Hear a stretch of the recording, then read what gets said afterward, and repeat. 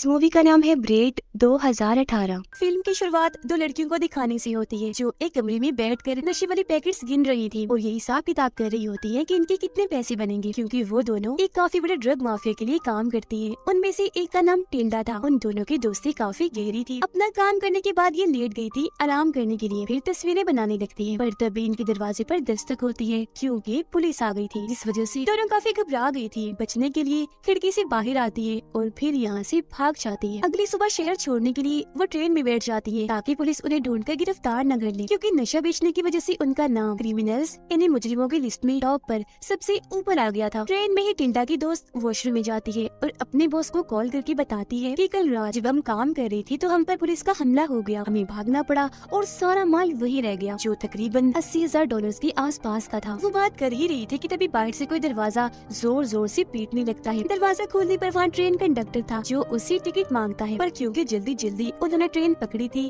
तो टिकट उसके पास नहीं थी, जिस वजह से वो कंडक्टर को अंदर खींचकर उसका मुंह बंद कर देती है। ट्रेन से उतरने के बाद जब वो सड़क पर से गुजर रही थी तो सामने बैठा भिखारी उन्हें गालियां देकर कहता है कि ये दोनों तो पागल और डायने हैं। दोनों को गुस्सा आता है पर वो सोच में पड़ जाती है कि भला ये हमें ऐसा क्यों कह रहा है। फिर तभी उनके पास बॉस की कॉल आती है जो कहता है कि तुम्हारे पास अब 48 घंटों का टाइम है मेरे पैसे वापस लौटाने के लिए। जो नशा वो उस कमरे में ही छोड़ाई थी, जिसके पैसे $80,000 अब इन्हें देने होंगे, जिसके लिए वो अपनी बचपन की दोस्त डेफनी के घर जा रही थी जो काफी अमीर थी। काफी बड़ी हवेली में वो अकेली ही रहती थी। इनकी दोस्ती उसके साथ भी बहुत अच्छी थी, जिसका सबूत हमें यहाँ उनकी बचपन की कहानी दिखाकर बताया जाता है। वो तीनों जब छोटी थी तो काफी सारे गेम्स खेला करती थी, एक दूसरे के साथ बहुत खुश होती थी और उन्हीं में से एक गेम जो उन सबकी पसंदीदा थी उसका नाम डॉक्टर था। जिस गेम को खेलने के लिए 3 असूल थे। पहला कि हर कोई उस गेम को पूरी दिलचस्पी के साथ खेलेगा, इन्हीं गेम में खो जाएगा। दूसरा असूल इन तीनों के अलावा बाहर का कोई भी इंसान गेम में नहीं खेल सकता। और आखिरी असूल कोई भी गेम को बीच में नहीं छोड़ेगा। जो जाहिर है ये इधर ही रहेंगी, इस घर से तब तक नहीं निकल सकती जब तक कि गेम खत्म नहीं हो जाती। फिर टिल्डा एक स्कूल यूनिफॉर्म पहनकर घर के अंदर चली जाती है। घर में डेफनी उसके लिए खाना बना रही थी। आते ही टिल्डा उसे मोम कह के पुकारती है और वो उसे माँ क्यों कह रही थी उसके पीछे भी एक कहानी है। दरअसल बचपन में जब वो डॉक्टर गेम खेल रही थी तो उस गेम को बार बार खेलने से टिल्डा बोर हो गई थी। कोई और गेम खेलने का कहती है, लेकिन क्योंकि गेम को बीच में ही नहीं छोड़ सकती थी तो मजबूरन उन्हें ये खेलनी ही पड़ती है। असल में डॉक्टर गेम कुछ यूँ थी कि उनमें से एक डॉक्टर बनेगी जबकि बाकी की दोनों माँ और बेटी। डेफनी बनती है माँ जबकि टिल्डा की दूसरी दोस्त डॉक्टर बनती है। लेकिन अब टिल्डा को अपना बेटी वाला रोल पसंद नहीं आता क्योंकि वो डेफनी को अपनी माँ बनाना पसंद नहीं कर रही थी। जिस दौरान इनकी बहस हो जाती है जो हाथापाई में बदल गई। वो ये गेम पेड़ के ऊपर बने एक छोटे से घर में बैठकर खेल रही थी तो हाथापाई की वजह से डेफनी नीचे गिर जाती है और फौरन बेहोश हो गई। हॉस्पिटल ले जाने पर डॉक्टर बताते हैं कि इसके दिमाग में गहरी चोट आई है, जिस वजह से हो सकता है कि इसका दिमाग ठीक से काम न करे, मतलब जहनी तवाज़ुन खराब भी हो सकता है। जिसके बाद कहानी वापस मौजूदा वक्त में आती है और गेम के मुताबिक ही टिल्डा डेफनी को मोम कह रही थी। यहाँ हमें पता चलता है कि दिमाग में चोट लगने की वजह से डेफनी का जहनी तवाज़ुन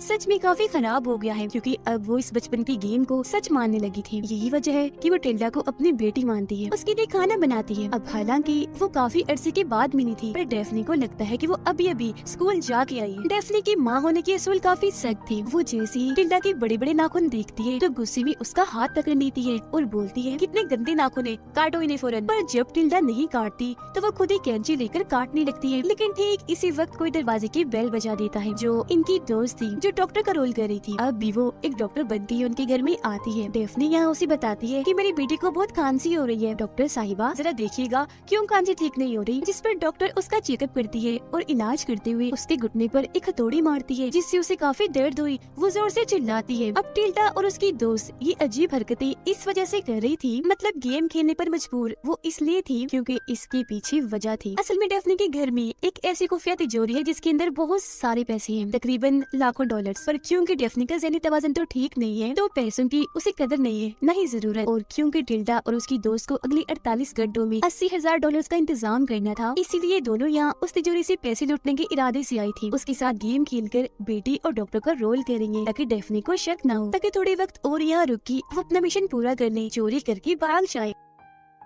अब डेफनी डॉक्टर के लिए भी खाना बनाती है, साथ ही खाने की टेबल पर वो टिल्डा को बांध देती है ताकि बाकी बच्चों की तरह वो खाना छोड़ के ना भाग जाए। और अब इनके पास 41 घंटे बचे थे। डेफनी डॉक्टर को कहती है कि आप काफी थक गई होंगी, चलिए आप जाके आराम कर लें, आपको आपका कमरा दिखाती हूँ। फिर आधी रात को टिल्डा की दोस्त यानी डॉक्टर आराम कर रही थी तो तभी एक आवाज से उसकी आंख खुल जाती है क्योंकि कोई उसके दरवाजे की कुंडी घुमाता है। उसे लगता है ये टिल्डा होगी, इसलिए वो उठ के बाहर आती है जहाँ टिल्डा नहीं डेफनी थी, जो उसे कहती है डॉक्टर मुझे अकेली नींद नहीं आ रही, डर लग रहा है, आपके साथ मुझे महफूज लगेगा, मैं यही सोना चाहती हूँ। और वो उसे चाकू दिखाकर यही रुक जाती है। फिर अगली सुबह टिल्डा खतों वाले बॉक्स के पास अपना मोबाइल चेक कर रही होती है जहाँ तभी उसकी दोस्त आती है। गुस्से में टिल्डा उसे कहती है कि जल्दी करो, निकलो यहाँ से, मैं इस पागल डेफनी के साथ रह के परेशान हो गई हूँ, मुझे नहीं लगता कि अब यहाँ कोई पैसे हमें मिलेंगे, डेफनी ने सारे पैसों को बैंक में रखवा दिया होगा। उसकी दोस्त बोलती है मुझे नहीं लगता, हमें थोड़ी और कोशिश करनी चाहिए, तिजोरी तोड़ने के लिए हो सकता है पैसे हमें मिल ही जाए। और अब उनके पास सिर्फ 28 घंटे बची थी। टिल्डा की दोस्त अंदर जाके तिजोरी ढूंढने लगती है, जिस बीच एक अलमारी से बाहर आकर डेफनी उस पर हमला कर देती है और फिर हाथ पर भी काट लेती है, जिससे वो काफी डर गई थी। फौरन वहाँ से भागकर गाड़ी की चाबियां लेती है और घर से बाहर आ जाती है। बाहर टिल्डा थी जिससे वो कहती है कि डेफनी ने पागलपन की हद ही पार कर दी है, चलो यहाँ से। इससे पहले वो यहाँ से जाते यहाँ डंडा लेकर डेफनी आ जाती है, दोनों के सिरों पर जोर जोर से मारकर बेहोश कर देती है। अब हम एक डिटेक्टिव पुलिस ऑफिसर को देखते हैं जो तैयार होकर घर से निकलता है, गाड़ी में बैठकर अपने काम पर निकल जाता है। उसे टिल्डा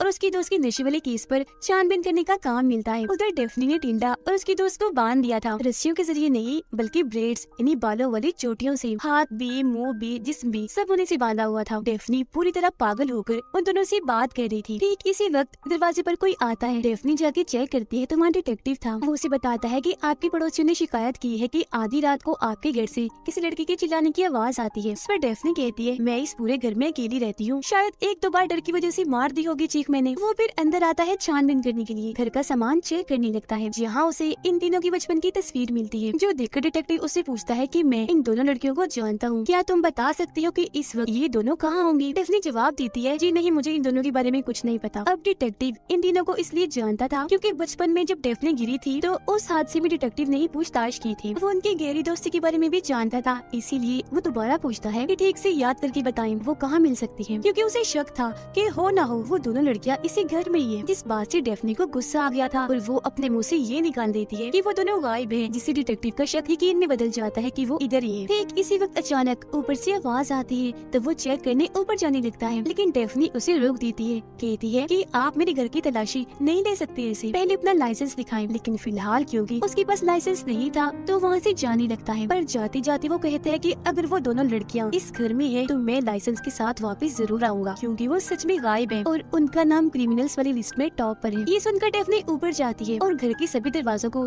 मजबूती से बंद करने लगती है ताकि दोनों को पुलिस से बचा सके। अब उन दोनों ने खुद को आजाद कर लिया था, इसलिए एक बार फिर तिजोरी ढूंढने लगती है, जिसके बाद डेफनी टेबल पर खाना लगाती है। वो टिल्डा की दोस्त को कहती है मैं जानती हूँ तुम किस मकसद के लिए यहाँ आई हो, जो काम तुम करना चाहती हो उसके लिए कुछ पहेलियाँ, कुछ छुपे हुए कोड्स हैं जिन्हें जहन में रख के तुम्हें इस हवेली में आगे बढ़ना होगा। एक जगह ऐसी है जहाँ मेरी डॉल्स पड़ी है, फिर आगे बढ़ के एक शीशा तुम्हें दिखेगा जो तुमसे कुछ बोल रहा होगा क्योंकि उसके ऊपर कुछ लिखा हुआ होगा, और जब तुम उस कीमती चीज नंबरों को तोड़ोगी तो कब्र फौरन खुल जाएगी और तुम्हारा मकसद पूरा हो जाएगा, तुम वो हासिल कर लोगी। अब टिल्डा की दोस्त को कुछ समझ नहीं आती कि वो क्या क्या बोले जा रही है। तब टिल्डा अपनी दोस्त को साइड में ले जाके बोलती है कि ये एक पहेली है, जिसे इशारों में वो समझा रही है जो तिजोरी तक पहुँचने का रास्ता है। नंबर्स वो तिजोरी के कोड्स को कह रही है और कब्र तिजोरी को, तो अब जल्दी से तिजोरी ढूंढने में लग जाओ। अब वो पहली पहेली यानी डॉल्स वाली बात को जहन में रख के आगे बढ़ती है। डॉल्स की मूर्ति के नीचे उसे एक कोड मिलता है जिसका इशारा हॉल में जाने की तरफ था। वो भागकर अब जैसे हॉल में आती है तो उसे वहाँ शीशे पर एक और कोड मिलता है। शीशा वो जैसे ही हटाती है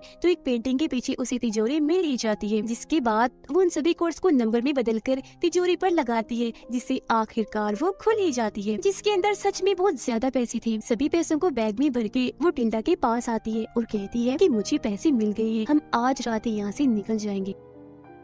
फिर रात होते ही दोनों लैंप्स लेकर यहाँ से निकल जाती है। सड़क पर आकर गाड़ियों से लिफ्ट मांगती है पर कोई भी उनके लिए गाड़ी नहीं रोकता, और फिर तभी एक तेज स्पीड में आती हुई गाड़ी टिल्डा के दोस्त से आकर टकरा जाती है, जिसमें और कोई नहीं बल्कि डेफनी थी, जो अब दोबारा से उन दोनों को अपने घर ले आती है, जहाँ अब उसने दोनों को कुर्सियों के साथ बांध दिया था। इस सब की वजह से टिल्डा की दोस्त दुखी थी, जो देखकर डेफनी चाकू लेती है और उसके चेहरे पर कट लगा के स्माइल वाला निशान बना देती है ताकि वो उसे मुस्कुराता हुआ देख सके। अब वो भिखारी जो दोनों को गालियाँ दे रहा था पुलिस स्टेशन स्टेशन आकर बताता है कि मैंने उन दोनों गायब लड़कियों को रेलवे स्टेशन पर देखा था। डेफनी उन दोनों पर काफी जुल्म करने, उनका हुलिया बिगाड़ने की बात कहती है कि अब अगर तुम चाहो तो गेम को छोड़ के जा सकती हो। साथ ही वो अखबार भी देती है जिस पर उन दोनों के लापता होने और क्रिमिनल्स की लिस्ट में टॉप पर होने वाली खबर छपी थी, जो देख दोनों काफी डर भी गई थी और हैरान भी थी कि यहाँ से बाहर निकली तो पकड़े जाएंगे। पर अब डेफनी उन्हें जल्द से जल्द यहाँ से जाने का कहती है कि मैं तुम्हें अब 1 मिनट भी यहाँ बर्दाश्त नहीं करूंगी, क्योंकि बहुत जल्द मेरा बच्चा पैदा होने वाला है। टिल्डा हैरत से पूछती है, कैसा बच्चा? तुम्हारी तो शादी भी नहीं हुई थी। तब वो बोलती है कि मैंने तुमसे ये बात छुपाई, वो दरअसल शादी मेरी हो गई थी। जो सुनकर टिल्डा जोर जोर से हंसने लगती है कि भला इस पागल से किसने शादी कर ली। पर उसकी दोस्त के दिमाग में एक आइडिया आता है। वो फौरन उठ खड़ी हुई, क्योंकि वो डेफनी के पागलपन को अपने फायदे के लिए इस्तेमाल करने का सोचती है। बोलती है, सुनो मेरी बात डेफनी, अगर तुम्हारा बच्चा होने वाला है तो तुम्हें फौरन अभी की अभी सर्जरी की जरूरत है, जिसके लिए वो भी मान जाती है और ये दोनों भी उसे लिटा देती है सर्जरी के बहाने जान से मारने के लिए। उन्होंने ऑपरेशन वाले सारे औजार भी ले लिए थे, साथ ही सर्जन वाले कपड़े भी पहन लिए थे। और अब जैसे वो औजार से उस पर वार करने वाली थी कि तभी यहाँ डिटेक्टिव आ जाता है, जिन पे गन पॉइंट करके पीछे हटाता है और नीचे बैठने का कहता है। वो जब दोनों के पास जाता है तो डेफनी उठ खड़ी होती है और डिटेक्टिव के पेट में चाकू घुसा देती है। जख्मी होकर वो जैसे ही नीचे गिरता है, ये तीनों टांगों से मार मार कर उसका बुरा हाल कर देती है। फिर उसकी लाश को एक कवर में पैक करके बाहर जमीन खोदकर वहाँ गाड़ देती है। सबूत मिटाने के लिए उसकी गाड़ी को तालाब में फेंक देती है, जिसके बाद वो तीनों एक ही जैसे कपड़े पहन के खाने के टेबल पर बैठ जाती है। काफी खुश लग रही थी और मजे से अपना खाना एंजॉय करने लगती है। अगली सुबह जब किसी काम से टिल्डा की दोस्त बाहर आती है तो उसे वहाँ डिटेक्टिव दिखता है, जिसकी हालत काफी खराब थी, खून में लथपथ था, डरावना लग रहा था। टिल्डा की दोस्त पर हमला कर देता है, पर वो काफी घबरा जाती है, ये सोचकर कि हमने तो इसे जमीन में गाड़ दिया था, तो फिर ये बाहर कैसे आया। फिर तभी इधर टिल्डा और डेफनी भी आ जाती है, जो उसे अंदर आने का कहती है। अब टिल्डा की दोस्त को खतों वाले बॉक्स से एक छल्ला मिलता है, जिसे उन्होंने डिटेक्टिव की लाश के साथ ही दफन कर दिया था। ये देखकर वो कब्र खोदती है, पर उसी वहाँ डिटेक्टिव की लाश नहीं मिलती, जो देख वो काफी डर भी गई थी और परेशान हो गई थी। फौरन हवेली के अंदर आती है। बेड के नीचे से उसे काफी पुरानी डायरी मिलती है, जिसके अंदर उनके नशे वाले केस और डिटेक्टिव की मौत के बारे में पहले से ही लिखा हुआ था, जो देखकर उसकी होश उड़ जाती है। तभी इधर डेफनी आती है, जो उसे बता रही थी कि यहाँ जो कुछ भी हो रहा है वो सब इस डायरी में बहुत पहले का ही लिखा हुआ है। टिल्डा की दोस्त को अभी भी समझ नहीं आती कि आखिर यहाँ चल क्या रहा है। तब डेफनी उसे अपना बाजू देखने को कहती है, और जब वो अपनी बाजू को चेक करती है तो उस पर बहुत सारे किसी के काटने के निशान थे। तब डेफनी बताती है कि तुम्हारे बाजू पर जितने भी निशान हैं, इतनी ही बार तुम यहाँ पर आई हो, जिससे यहाँ ये खुलासा होता है कि सिर्फ डेफनी ही नहीं बल्कि टिल्डा और उसकी दोस्त का भी ज़हनी तवाज़ुन खराब है। इतना खराब कि उन्हें पागल कह सकते हैं। और शुरू से अब तक जो कुछ भी हुआ है सब एक गेम का हिस्सा है, जो गेम सालों से इस हवेली में चलती आ रही है। तिजोरी ढूंढते हुए डेफनी ने टिल्डा की दोस्त के हाथ पर जो काटा था वो उसका पहला राउंड था, और इसी तरह फिर बार बार गेम उसी राउंड की तरह ही चलती रही। जब भी तो उसके हाथ पर इतने सारे काटने के निशान थे। और टिल्डा की दोस्त को कब्र खोदने पर डिटेक्टिव की लाश इसीलिए नहीं मिली क्योंकि हकीकत में कोई डिटेक्टिव था ही नहीं, वो तो बस तीनों लड़कियों के दिमाग में बनाया गया उनकी गेम का एक कैरेक्टर है। उसकी तरह ही ना कोई डिटेक्टिव की गाड़ी थी, ना ट्रेन थी, ना बेकारी हवेली तिजोरी, कुछ भी नहीं था, बल्कि वो बस उनके खिलौने वाले रोल्स थे, जो सारे के सारे इन पागल लड़कियों ने खुद ही बनाए थे। खिलौनों की पूरी दुनिया बनाई गई थी, जिन्हें हकीकत इन्होंने अपने दिमाग में ही सोच लिया था। असल में ये तीनों लड़कियाँ कपड़े की बनाए हुए एक टेंट में बैठी है। सब कुछ टेंट में उन्होंने इसलिए सोच लिया क्योंकि उनके मुताबिक बाहर की दुनिया बेकार है। और अब हमें दोबारा से एक बूढ़ी औरत दिखाई जाती है, जो कि डेफनी थी, और बाहर से टिल्डा पहले की तरह स्कूल से वापस आती है, पर अब वो दोनों काफी बूढ़ी हो चुकी है, जिसका मतलब था कि अब इस पागल गेम को चलते चलते उनकी पूरी